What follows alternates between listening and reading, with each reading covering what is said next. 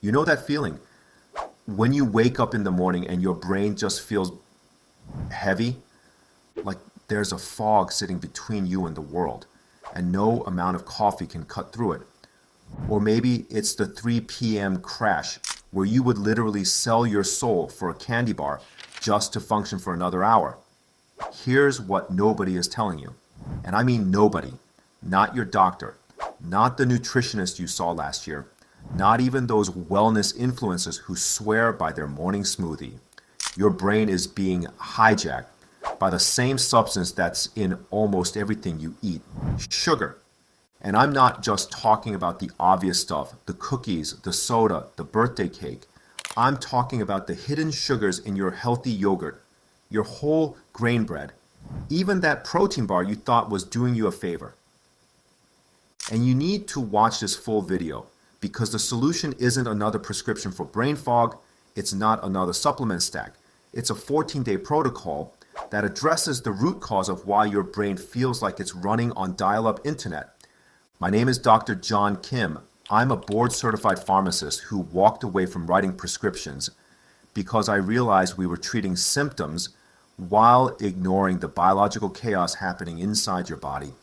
And today, I'm going to walk you through what happens to your brain day by day when you significantly reduce added sugar for just 2 weeks, not what the sugar industry wants you to believe, not what conventional medicine often overlooks, but what the research shows and what I've seen repeatedly in clinical practice with patients struggling with brain fog and energy crashes. Let's start with day 1. Day 1 to 3, the withdrawal storm. Here's the truth that makes people uncomfortable. Sugar is not just empty calories, and it's not only about weight gain. Highly palatable, sugar-rich foods strongly stimulate the brain's reward system. When you eat sugar, dopamine is released, the same neurotransmitter involved in motivation and reward-seeking behavior. This doesn't mean sugar is identical to drugs like cocaine, but neuroscience research shows they activate overlapping reward pathways in the brain. Animal studies, including well-known research from Princeton, demonstrated that intermittent access to sugar can produce behaviors resembling dependence, such as binging and withdrawal-like symptoms. So, when you reduce sugar on day 1, your brain doesn't just shrug it off. You may experience headaches, irritability, worsened brain fog, strong cravings, and flu-like fatigue. This is a withdrawal-like response, driven by changes in dopamine signaling and blood glucose regulation. Over time, frequent sugar intake can reduce dopamine receptor sensitivity, meaning more sugar is needed to feel the same reward. But something else is happening beneath the surface. Your brain is beginning to adapt metabolically. For years, it may have relied on rapid glucose spikes, followed by crashes, an inefficient energy pattern. As sugar intake drops and carbohydrates are controlled, your body begins shifting toward alternative fuel sources. By day 2 to 3, depending on overall diet, the liver may start producing small amounts of ketone bodies. Ketones are an efficient fuel for neurons, and research suggests they may reduce oxidative stress and improve mitochondrial efficiency in the brain. You may not feel the benefits yet because you're still in the storm, and this is where most people quit. They think, my brain doesn't work without sugar. But that's the adaptation talking, not your biology's full potential. By the way, if you're tired of being told your symptoms are just stress, hit that subscribe button. We're building a community that wants real explanations for how the brain and body actually work. Day 4 to 7, the clarity shift. Something often changes around day 4. Headaches ease, irritability softens, and you wake up noticing your brain feel different. Not perfect, but more stable. This is when brain energy metabolism begins to normalize. Here's what's been happening. With frequent sugar intake, blood glucose spikes repeatedly, triggering insulin release over and over. Chronically elevated insulin doesn't just affect muscles and liver, it also affects the brain.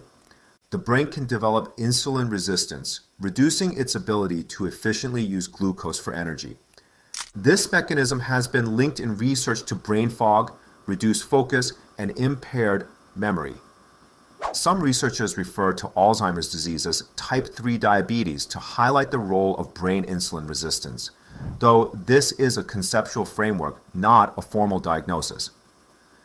By day 7, insulin levels are often lower and more stable. Cells become more insulin sensitive again, allowing better energy utilization. The brain begins receiving steadier fuel, without dramatic highs and crashes. People often describe this phase as clearer thinking, better focus, or mental calm. This isn't placebo, it's metabolic regulation in action. Day 8 to 14, the neuroplasticity window. By the second week, deeper changes can occur.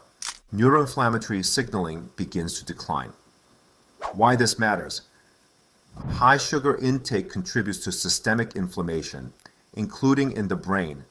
Advanced glycation end products, or AGS, form when excess sugar binds to proteins, and these compounds promote oxidative stress and inflammation. They can impair blood vessels, including those supplying the brain. They can also activate microglia, the brain's immune cells, which, when chronically activated, release inflammatory cytokines that interfere with cognition. As sugar intake drops, inflammatory markers often decrease. Short-term dietary interventions have shown reductions in markers like CRP and IL-6 in many individuals.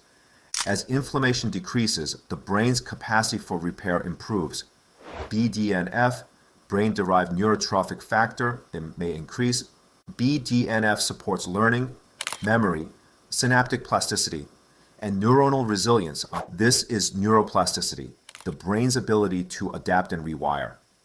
People begin to notice practical changes, improved focus, better memory recall, more stable mood, fewer reactive emotional swings. Cravings often diminish as dopamine signaling normalizes and reward sensitivity improves. You're no longer chasing sugar just to feel functional. You feel functional because your brain chemistry is stabilizing. The bigger picture, why this matters.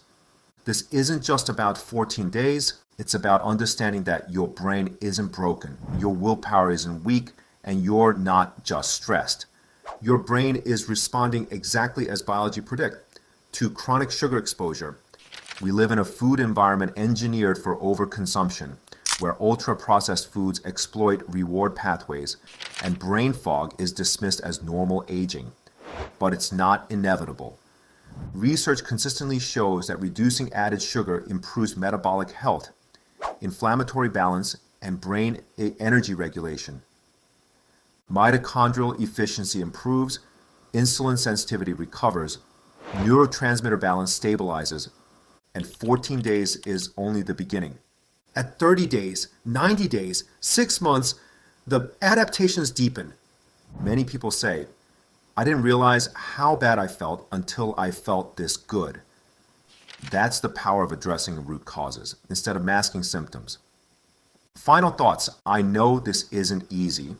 Sugar is woven into habits, culture, comfort, and stress relief.